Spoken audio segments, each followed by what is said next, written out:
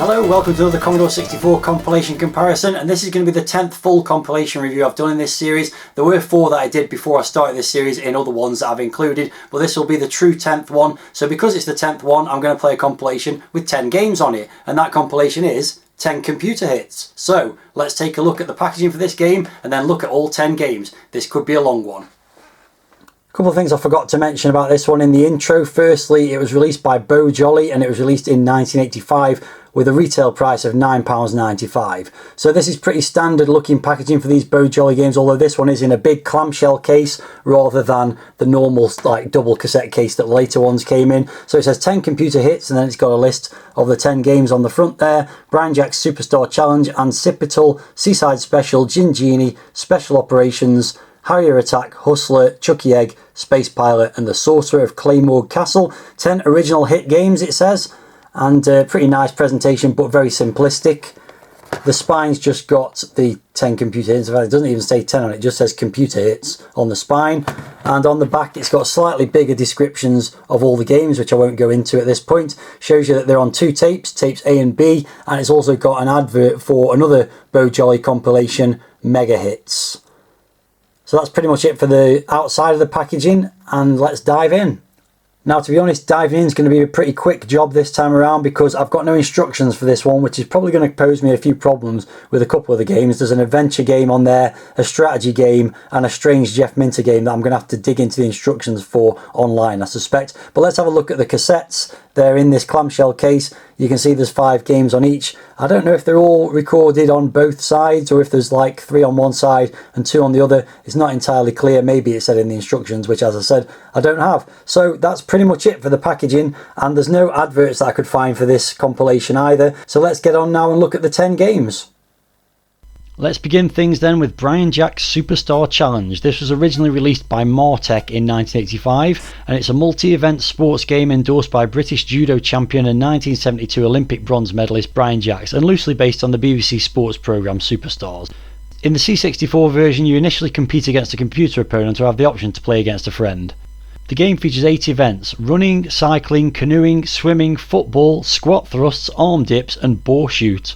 Unlike most games of this type, there's no qualification time or score to beat and you participate in all the events. You score points in each event based on your performance, and at the end the scores from each level are combined for a total score. The competitor with the highest score will then go on to challenge Brian Jacks, replaying all the events with a higher difficulty level. If you lose to the computer opponent first time round, then it's game over. I'm pretty familiar with this game, having reviewed it years ago as part of the Mastertronic Chronicles, as it was re-released by them in the Ricochet packaging. It's got really impressive graphics and animation on most stages, with large detailed representations of the competitors and good backgrounds. There's very limited sound effects on most events though, but a reasonable tune on the title and end screens. The canoeing, running, cycling and swimming events are all basic joystick wagglers. The instructions mention you can reach a higher performance level by matching your joystick movements with those of the on-screen competitor, but I saw very little evidence of that helping. All these events suffer from not having any indicators on screen as to how fast you're going or how far from the end you are. There's also no finish line, as you just stop dead at the end of the race, and weirdly your players start on the right hand side of the screen running right rather than starting on the left, as is traditional in most of these type of games. As for the other more unique events, the boar shoot is really hard. The target moves really fast and you have little time to aim at it, so it's just luck as to where you hit it. The computer, however, gets bullseyes almost every time. Squat thrust is a different event to those found in most decathlon style games, but unfortunately it's just dull and exhausting. You have to tap the joystick 3 times left then 3 times right over and over again for 60 seconds, so it becomes excruciating as time progresses. The arm dips event is just weird. You have to press fire to drop down and then waggle to get back up. It's really hard to judge how low to drop, and as soon as you get it wrong you fail, so I rarely get more than a couple of points on this one. The football's a mixture of waggling the joystick to get around the cones and then picking a direction to shoot. You rarely score and often don't even get around the cones as it's not clear which side you're supposed to go. The event needs pure luck to complete, but you still get some points whether you finish it or not. Overall I'd say the game's reasonably well presented, but it's very hard to beat the computer, though I did get quite close once. With a mixture of straightforward joystick waggling and a few more varied events, it's not the worst track and field type game I've played, and it's probably a lot more fun in 2-player mode.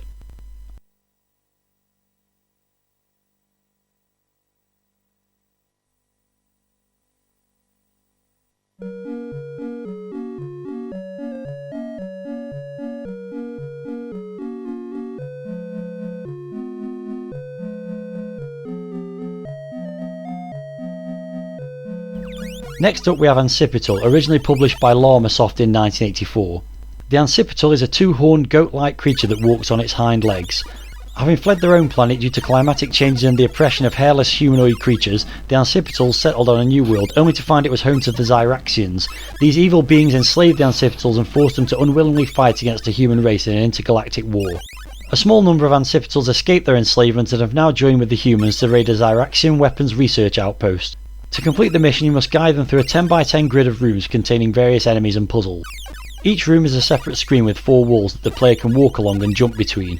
Opposite walls can be moved between easily, but to move between 2 adjacent walls you'll have to master jump turning, which involves pressing fire mid-jump and moving the joystick towards the wall you wish to land on.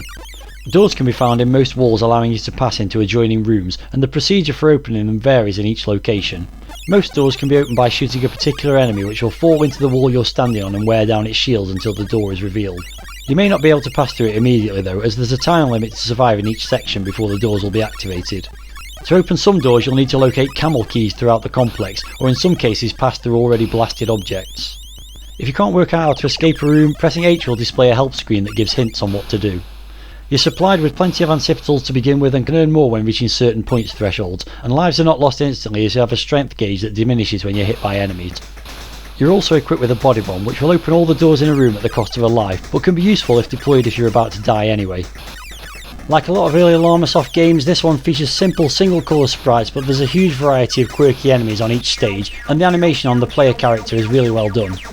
Thanks to some clever programming techniques, there's loads of sprites on screen at once, and there's also some very psychedelic explosions, as you'd expect from a Jeff Minter game.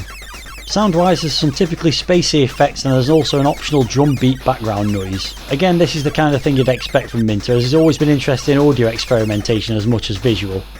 The game itself takes a few goes to get into, but it's really addictive once you do. There's a huge number of screens with different objectives on each one, and the help text you get to explain them is a great idea. Most screens feature Robotron-esque arena-style blasting action, but some are more nuanced as you have to avoid hitting certain enemies or work out a strategy for getting the doors open. The wall jumps are an interesting idea and quite tricky to master to begin with, but they're well implemented once you've worked out how to do them. It is annoying though that you can lose a life just by walking into a corner, which is easily done so can be frustrating at times. This is a pretty crazy game which you can just play for simple blasting or learn the strategy to try and progress through the maze. There's loads going on and it's a typical Minter assault on the senses with plenty of humour, and is a great showcase of his imagination and programming skill.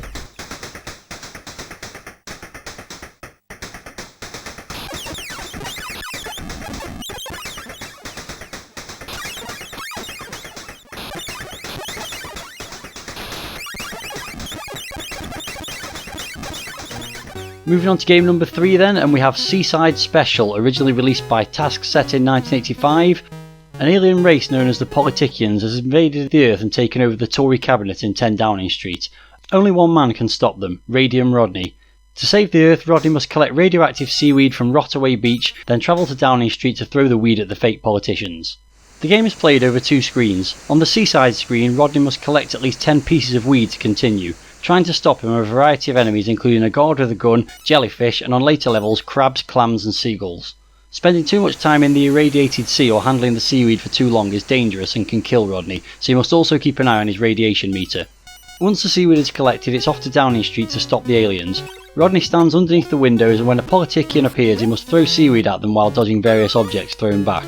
To eliminate a politician it must be hit 5 times, and when all have been eliminated, their leader, who resembles a well-known female Prime Minister from the 80s, appears and must also be eliminated.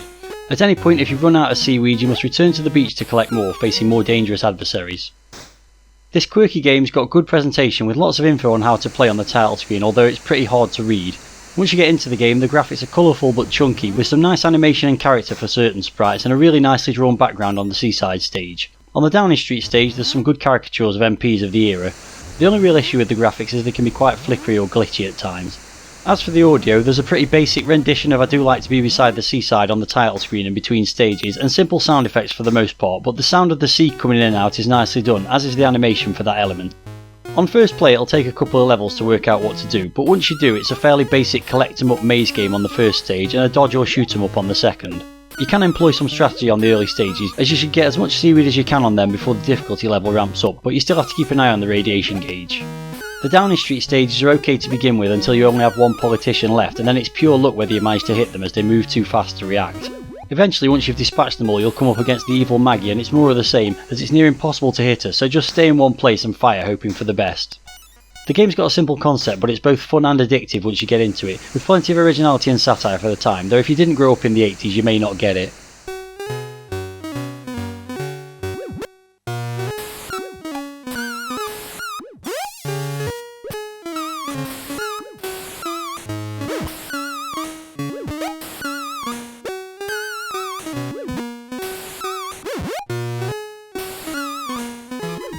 Let's move on to the next game then, and this is Jin Genie, originally released by Micromega in 1984.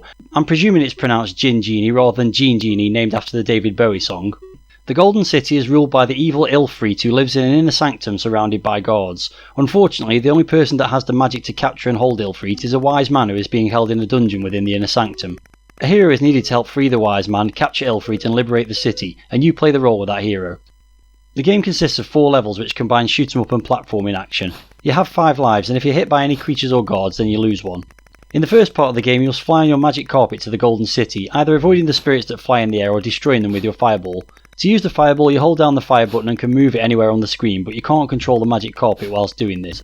Once you arrive at the city you land and must find a way into the inner sanctum. The only way you can enter is through a window, but only one window allows you to enter. You must navigate up and down ladders and along ledges, passing all windows until you find the right one, whilst avoiding the guards that are moving around the screen. In the third stage you must try to get to the entrance of the dungeon whilst avoiding the guards, but this time you can shoot them with a fireball. You also have to light all the torches and move a pot to the trapdoor to move on to the final level. In the final challenge you've made it to the dungeon and can see the prison holding the wise man at the bottom of the screen. You must find the key to open his door as well as move the pot all the way to him by pushing it. The pot is the only thing that can contain Ilfrith, and once the wise man has used his magic on it, you can manoeuvre the pot to capture the villain. This completes the sequence of 4 stages, after which the game begins again with a higher level of difficulty. This one's got fairly ugly early Commodore 64 graphics, but there is a fair amount of variety in the backgrounds and sprites, and at least it's clear what everything is. There's a reasonable Arabian sounding tune on the title screen, but otherwise it's simple sound effects in game. As I've already described, the game consists of 4 stages for each difficulty level, each with its own objectives, so it is fairly varied gameplay wise. It gradually gets harder as you progress, with faster and more plentiful enemies and a more aggressive final baddie on the dungeon stage. The difficulty curve is fair though, allowing you to get further each time you play. The levels follow a pretty tried and tested formula for the most part, but moving the pot and wise man around on the final stage is a novel idea. Everything moves smoothly and the controls are precise. The game offers simple arcade-style action with a high score challenge. It's nothing outstanding, but it's still playable and reasonably addictive for a short time, and that accessible difficulty curve gives you a reason to come back and try again.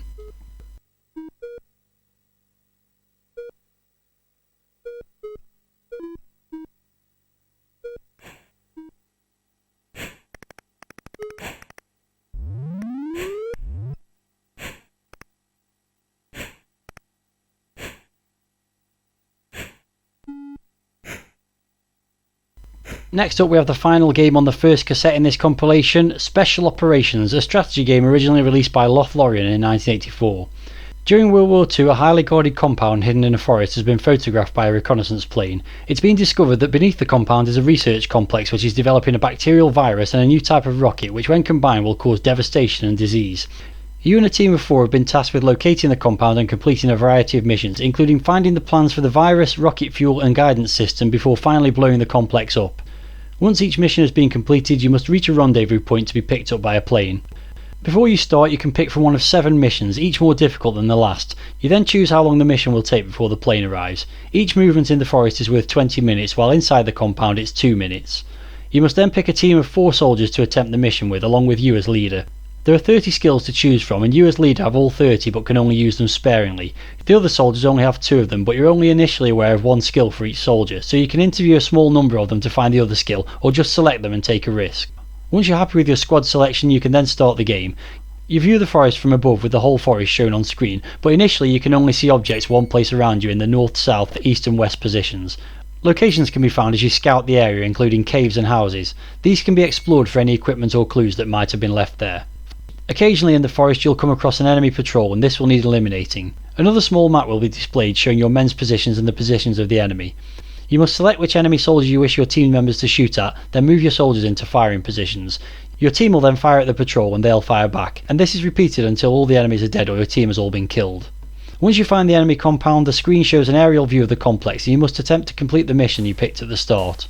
Once you've fulfilled your objectives, you must get out of the compound and find the rendezvous point to go home. If you're captured, you'll be interrogated and shot, ending the game.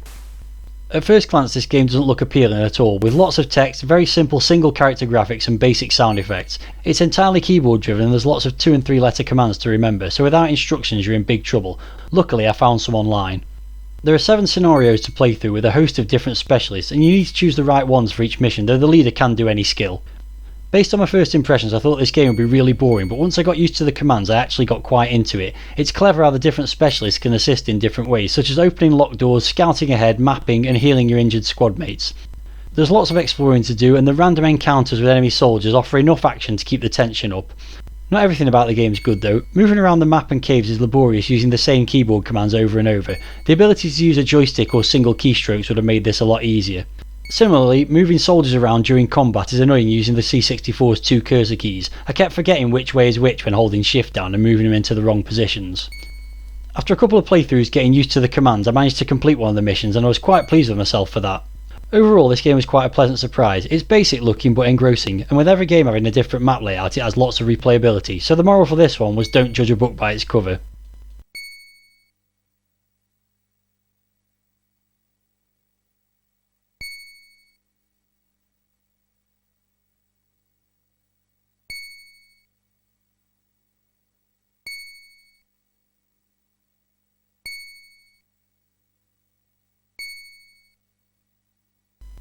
Still another 5 games to go then, and next up we have Harrier Attack, originally released by Durrell Software in 1984. The player controls a Harrier jet fighter on a side view horizontally scrolling landscape. The aim of the game is to take off from an aircraft carrier, attack ships and land targets, avoid missiles and enemy fighters and eventually destroy the enemy base before making the return journey and landing back on the carrier. Your jet is armed with bombs to eliminate ground-based targets and rockets to take out airborne ones. Fuel is limited, so you must be careful not to fly at full speed throughout your mission. If your fighter is destroyed, then the game is over and there are 5 difficulty levels to master. This is a very simple early Commodore 64 game. The presentation is basic with just a high score table and the choice of 5 skill levels. The in-game graphics are just single colours, but they are well designed, and the game features super fast and smooth scrolling, and the sound effects are also pretty basic, being just explosion and jet noises. At the lowest difficulty level it takes a few goes to understand how best to tackle it, but then it's just a case of flying over the landscape near the top of the screen and almost at top speed, dropping bombs periodically. You then need to slow down when you reach the base, watching out for homing missiles when you turn around, bomb the base targets and then fly back at high speed, doing the same as you did on the way out. The big problem I had with the game is I can't work out how to land on the ship at the end. I just blow up every time I try. I checked a bunch of YouTube videos for other playthroughs but couldn't find anyone that had actually managed it. I also had a couple of the tries of the game at the higher difficulty levels which introduced planes and more homing missiles, and I found them near impossible. I think you need to use the rockets to take out the planes, but I never really bothered because you have to press the spacebar to deploy them, and I didn't really need them on the first level because there's no airborne targets. The instructions suggest using the keyboard controls instead of the joystick, as this allows for better control, but they're really awkward as they use the function keys for moving up and down, which is just a recipe for hand cram. This is a fairly basic shooter. It's nicely programmed for the time it came out and it has some innovative features, but it's really dated now and seems to be impossible to complete. I must have been missing something regarding landing the plane on the carrier, but I couldn't work it out as I said. Because of that, it didn't take me long to get bored with the game, so while it is thought of as a bit of a classic, you probably had to be there at the time to appreciate it.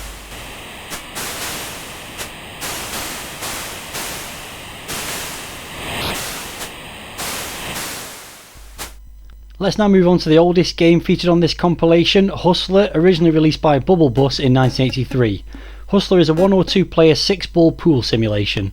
The player controls the white ball by positioning a crosshair on the table to indicate where the ball should be shot towards. The shot power is controlled by a strength meter that rapidly fluctuates between high and low strength, and you must press the fire button to take a shot when the gauge is at the desired level.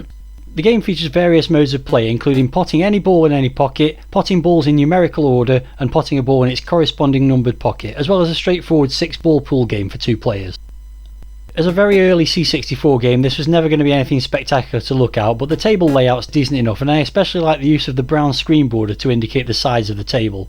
The balls are easily discernible from each other and they have different styles based on the game type, but there's only 6 of them in any of the game modes. Lining up shots is easy enough, but the power meter doesn't always seem to work right. Sometimes it'll be quite low and do a powerful shot, or vice versa. I also found that the crosshairs doesn't always seem accurate. You can line up a shot to hit the edge of a target ball and go right past it. As a result, it's really hard to work out angled shots, but to be fair, you may get more accurate with practice.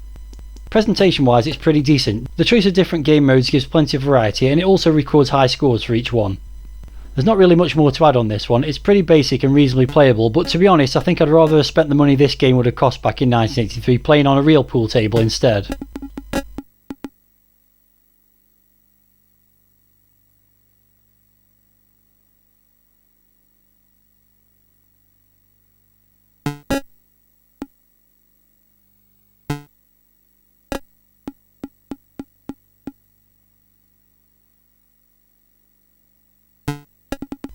Moving on from a couple of pretty average games, things definitely get better for this next one. It's Chucky Egg, originally released by A&F Software in 1984 for the Commodore 64. In this classic platformer you play the role of Henhouse Harry, who has to collect a dozen eggs from each level whilst avoiding the ducklings. The levels are made up of platforms, ladders and lifts that must be negotiated. Corn can also optionally be collected, which delays the time limit from ticking down and also stops the end of level bonus from decreasing. Ducklings can also eat the corn however. There are only 8 distinct levels, and after finishing the 8th stage you return to level 1, but the ducklings are replaced by the mother duck, who's escaped from her cage in the corner of the screen. She flies around the level homing in on you, going through platforms and ladders. Third time around you have to face both the mother duck and the ducklings, and on later cycles the number and speed of ducklings increases. Now I grew up playing the BBC Micro version of Chucky Egg, which is one of my all-time favourite games and is to me the definitive edition of the game, so I'm going to be comparing this version to that. It's a fairly primitive looking game, but the presentation is good with a high score table and plenty of options, including the choice to use joystick or keys, different difficulty levels and up to 4 alternating players. The graphics for the game are really ugly compared to most versions. The main sprite is huge and the collectibles are tiny. I'm not sure why they didn't retain the simple single colour graphics that most versions had, which worked perfectly well.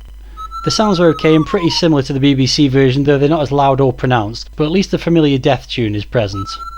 The level layouts are mostly the same as what I'm used to, but there are some differences that stop you accessing eggs from certain areas or cause you to mistime the collection of eggs, which results in a loss of life. Most importantly, this game retains the physics of the Beeb version, so you've got the ability to bounce off platform edges to reach certain areas or grab ladders mid-air. As a result, most of the tricks I learned in the BBC version can still be used in this one. As a Beeb user I always used to play this game with a keyboard, so playing it with a joystick was unusual for me and I found it a little bit less fluid and harder to get on and off the ladders. Playing with keys is still an option though if you want to. One of the big problems I found was that on the lowest difficulty level the elevators move much slower than I expected, and that does affect the gameplay on some of the stages. Once you get beyond level 8 the big bird comes out of its cage and it moves really smoothly and is a little smaller than the BBC version, so it's easier to dodge. As an old hand at this game I plateaued at level 23 having earned a load of lives, but I couldn't get to the upper part of the level before the mother duck got me, and that's partially due to those slow moving elevators.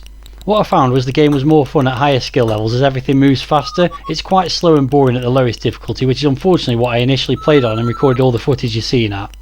Overall though, once I got used to it I found the C64 version of Chucky Egg perfectly playable and just as addictive as the version I'm more familiar with.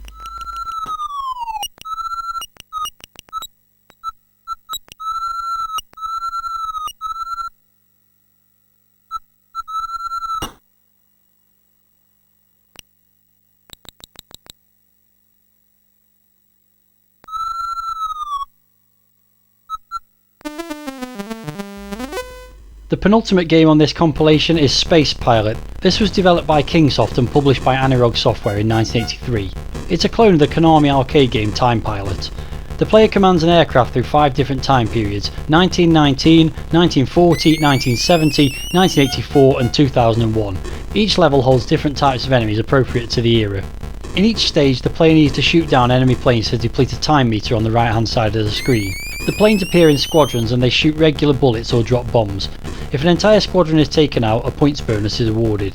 The player can also rescue paratroopers, each one yielding an increasingly higher bonus score up to a limit of 5,000 points. When enough enemies have been destroyed, the time meter runs out and a larger enemy appears.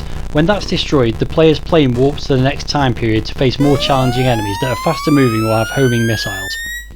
I've already covered this game in reasonable depth in a Witchfinder's Gaming Vault video, so I'll pop a link to that in the corner of the screen, but this is a pretty accurate recreation of all aspects of the arcade game that it's cloning. The graphics are a very close imitation, if a little chunky, and it's nice that your craft goes behind and in front of the clouds. The sound effects are pretty basic though and don't have the same style as the original game. The joystick control closely matches the arcade version. It's not rotational using left and right like some clones, instead your ship rotates into the direction that you push the stick, allowing for precise movement. The points awarded for destroying a squadron of planes or collecting paratroopers is accurate, and all enemies behave as they do in the arcade game.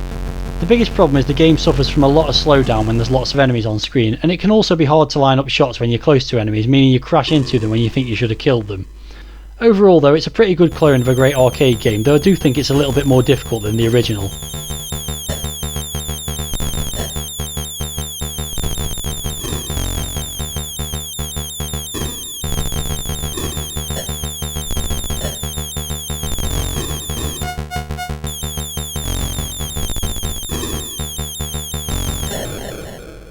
Last, and I'll be honest, least, the final game on this compilation is the Sorcerer of Claymorgue Castle, originally released by Adventure International in 1984. This is number 13 in the adventure series from Scott Adams, and is a text adventure with graphical representations of the locations. Solon the Master Wizard has learnt of Villaroth's destruction and how in his final days he concealed the stolen 13 stars of power within the Castle of Claymorgue, determining that no one should possess them. As Solon's apprentice, you must try to recover the stolen stars, using magic when appropriate. The castle contains further spells, but beware, as an apprentice you may find the results unpredictable. This adventure game has fairly nice graphics and options for changing the text and background colours, which is a nice consideration for accessibility. The parser is obviously fairly sophisticated as you can enter more than 2-word commands, but it's hard to know the right words to use and lots of common commands aren't recognised. It took me a while to even get into the castle, having wandered around aimlessly outside, and I then tried to go in via the moat and found myself dying a lot. Eventually I asked for help and was told that I could cast spells, and after some trial and error I found one that opened the gates.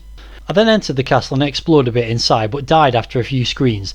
It's way too easy to be killed in this game via trial and error, and it makes it no fun whatsoever, and the location descriptions I saw were fairly boring. To be honest, this is just not my kind of game. I've got no patience for text adventures at the best of times, but being killed off so easily early on makes it really unappealing.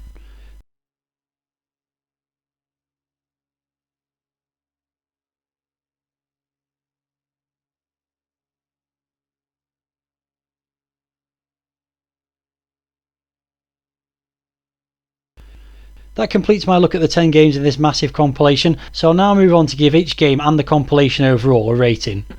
Brian Jack's Superstar Challenge is missing a few bells and whistles presentation wise, but it's a graphically impressive track and field style game with a few unique events amongst the joystick wagglers, so I'm going to give it a score of 6 out of 10.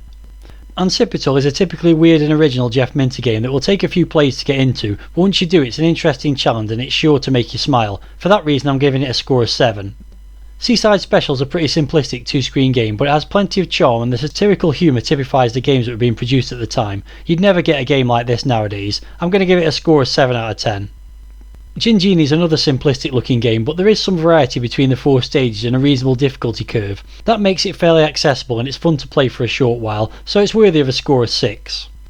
Special Operations was for me the big surprise of this compilation, a game I expected to be a chore to play but was actually quite engrossing. The control scheme is a little awkward though and it's not much to look at, so I'm going to give it a score of 7 out of 10. Harrier Attack was a well programmed game for the time, but the gameplay is pretty limited and it soon became frustrating as I couldn't work out how to land my plane. For that reason I'm giving it 5 out of 10. Hustler is a fairly average early pool simulation that's just about worth playing, and it's another one that I'm going to score 5. If I was rating the BBC Micro version of Chucky Egg, it would be a 10 out of 10 game for me. This Commodore 64 version is ugly by comparison and has a few niggles, but it retains the great physics of the Beeb version and is still a lot of fun to play, so I'm going to give it 8 out of 10, making it the best game on this compilation for me. Space Pilot is a solid clone of Time Pilot that suffers a little from slowdown but otherwise retains all the features of the arcade game, and I'm going to give it a score of 7. And finally, the Sorcerer of Claymorgue Castle. Well, text adventures are never going to get a high rating from me, and this one was hugely frustrating right from the start, with too many ways to kill yourself with no warning. The graphics were nice though, and the parser was quite intelligent, so for those reasons alone it's getting a score of 4 out of 10. Whether you'd call them all hits is debatable, but overall I'd say this is a pretty decent collection of early C64 titles, with a good variety of genres covered. Nobody's likely to enjoy them all, but conversely there must be something here for everyone, making it a good collection for the time it was released. So with that in mind, let's move on to the overall compilation rating. So firstly, the packaging, well, it's not amazing, is it? The clamshell style box would have made it stand out as a decent looking product at the time, but the layout of the cover is fairly basic. Having said that, the design would become recognisable for this series of compilations from Beau Jolly. I didn't have any instructions in my copy, so I can't comment on them, but taking it as it is, I don't think the packaging is anything special, and I'm going to give it a score of 6 out of 10. The average score for the 10 games comes out at 6.2, and in terms of value for money, well, 10 games for 10 quid in 1985 can't be seen as anything other than a great deal, with just over half of them being above average and several offering a decent amount of replayability. There are no absolutely brilliant games though, and a few bad ones in my view too, so that knocks the value rating down a little bit, and I think it's worthy of 8 out of 10. What that means is that my overall rating for this compilation comes out at 65%. Let's now have a look at what the Gaming Press thought of this compilation at the time, and I've managed to find 2 magazine reviews of this one. First, I'm going to look at Zap64 and one of their crucial compilation comparison articles. This is from May 1987, so a good 18 months after the compilation was originally released, and it just gives a short write-up of it along with lots of others. The 10 computer hits review awkwardly spreads over 2 columns, so I've combined them together to make this easier to read for the purposes of this video. As you can see, it gives a quick write-up of each game, but it also notes that you could get the compilation for $8.95 direct from Beau Jolly, which would have made it even better value for money. As for the games, it says Brian Jack's Superstar Challenge is another average joystick waggling sports simulation. Ancipital is a typically original, brilliant and bizarre shoot 'em up. For Seaside Special, it just describes what you've got to do in the game and then says it's a tame political satire. And for Jin Genie, it says it's an inspired but sadly poor mixture of themes with an Eastern flavour.